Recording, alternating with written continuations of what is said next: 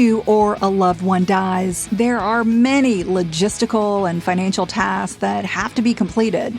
If you've ever wondered what happens to your money, retirement accounts, property, and debt after you die, this podcast will review what you need to know. Welcome back to episode 910 of Money Girl. I'm Laura Adams, an award-winning author, spokesperson, money speaker, founder of The Money Stack. That's my Substack newsletter, and host of this podcast with over 43 million downloads. If you're enjoying the free content we love creating here, take a moment to rate and review the show in your podcast app. And if you've got a question about money, leave it on our voicemail at 302-364-0308. You can also visit my website at lauradadams.com to email me directly and learn more about my books, courses, and the free Money Stack newsletter. So after you die, everything you leave behind becomes its own legal entity called your estate.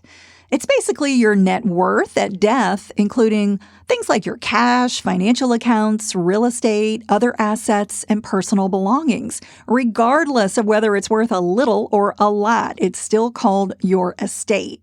And what happens to it depends on whether you die with or without a last will and the state where you lived.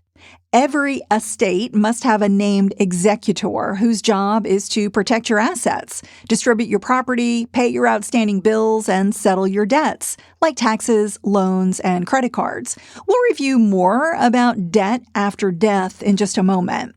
If you don't create a last will and name someone as your executor, a court will appoint one for you.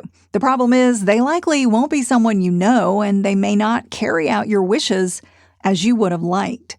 Therefore, if you don't have a will, please prioritize creating one. You can hire an estate planning attorney or use online resources like Trust and Will or Rocket Lawyer. I'll have links to those in the show notes. So I mentioned debt. What happens to your debt after you die? Well, if there isn't enough money in a deceased person's estate to pay what they owe, the executor must sell as much of their property as possible to cover it. For instance, if you don't have enough to pay off a credit card, your executor could sell your car to raise cash. Even if you wanted to leave your car to your sister, the debt would need to come first. However, in most states, certain assets, such as funds in a tax-advantaged retirement account, are safe from liquidation to pay creditors. Therefore, if you name your spouse or a child as your 401k beneficiary, they would receive the money, even if your estate was insolvent. Creditors also can't go after property or cash that goes directly to someone else when you die, such as someone who's the beneficiary of your life insurance. Those funds belong to your beneficiary and not to your estate after your death.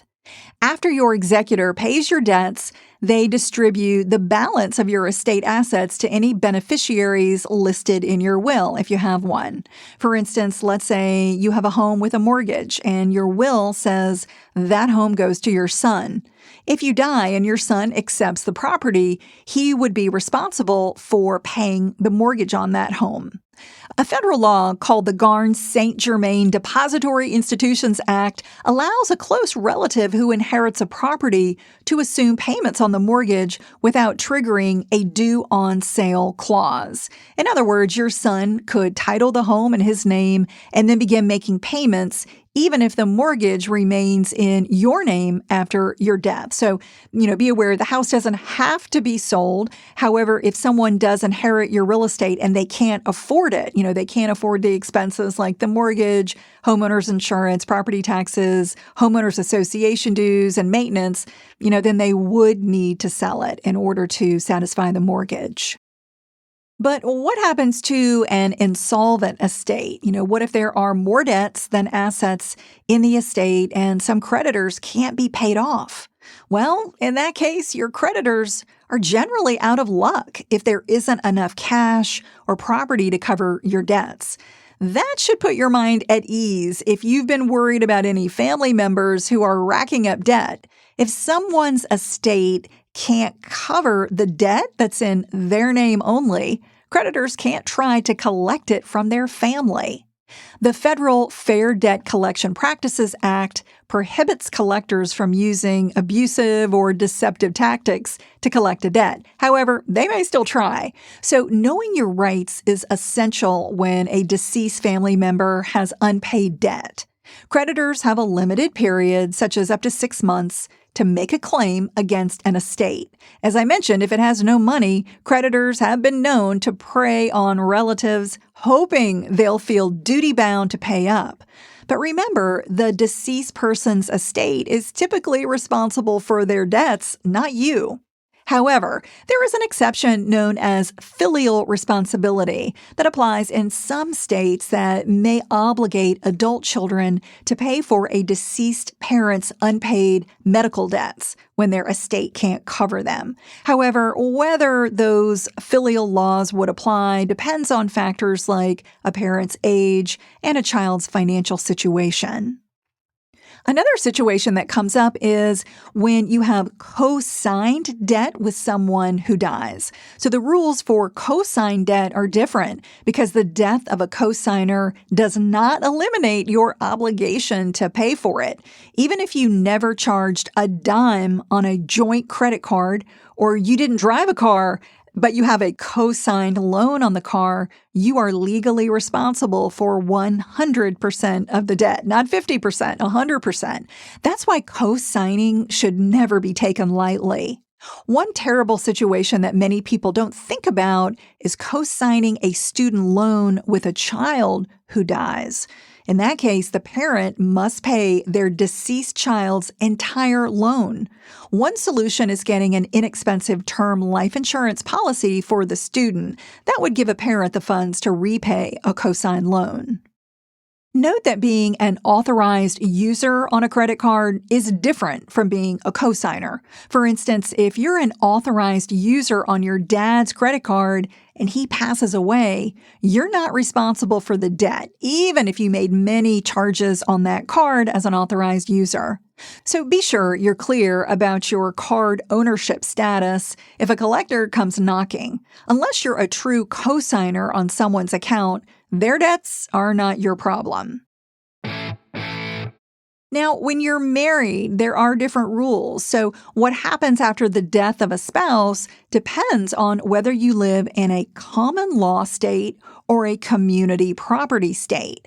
There are 9 community property states. They are Arizona, California, Idaho, Louisiana, Nevada, New Mexico, Texas, Washington, and Wisconsin. And in Alaska, spouses can opt into the community property system. In community property states, money earned and property acquired by either spouse during the marriage is owned equally by both of you. Likewise, your debts are shared. So even if your spouse had a secret credit card in their name only, you'd generally still be responsible for the debt in a community property state. However, property and debt you owned before the marriage are not considered community property. For instance, if you took out a student loan before getting married, your spouse would not be responsible for it if you died. Also, you can sign a legal document like a pre- or a post-nuptial agreement separating some or all of your community property. However, debts of one spouse in common law states do become the responsibility of both spouses if one uses the funds for the benefit of the marriage or the family. For instance, if one spouse used credit card debt to pay for housing, food, or childcare. But if a deceased spouse's name is on a credit card that you didn't know about or on a car loan and a title, you likely wouldn't be responsible for it. However, how debts get treated can vary slightly even among common law states. There may be some instances where you could be responsible for 1/2 of a debt owed by a deceased spouse instead of the full amount. So let's sum up with 5 points about debt and death that you should know. Number 1, family and friends don't inherit debt. With only a few exceptions, such as being a cosigner and the filial responsibility laws for medical debt I mentioned, family members are not responsible for a deceased person's debts. Number 2, authorized credit card users don't inherit debt. Unlike a cosigner, Being an authorized credit card user means you're not liable for the primary cardholder's debt. Number 3, community property states handle debt differently. If you're married and live in one of the 9 community property states that I mentioned, you can be liable for your spouse's debts, even if you didn't agree to them or know about them. Number 4, some creditors may not get paid. When a deceased person leaves more debts than assets in an estate, creditors may not get paid. And number 5, debt collectors can't harass you. If you're not in charge of an estate and you get contacted by a collector for a debt you don't owe, you can tell the caller that you don't want to be contacted again about that debt. If you need help planning your estate, managing an estate for a deceased family member, or have questions about debt, please speak with an attorney in your state for help. And if you have more questions about debt and death, I'd love to hear them. That's all for now. I'll talk to you soon. Until then, here's to living a richer life. Money Girl is a quick and dirty tips podcast, and we've got a great team that works on the show. Steve Rickyberg audio engineers the podcast. Brandon Gachus is our director of podcast. Holly Hutchins is our digital operations specialist. Morgan Christensen is our advertising operations specialist. Davina Tomlin is our marketing and publicity associate. And Nathaniel Hoops is our marketing contractor.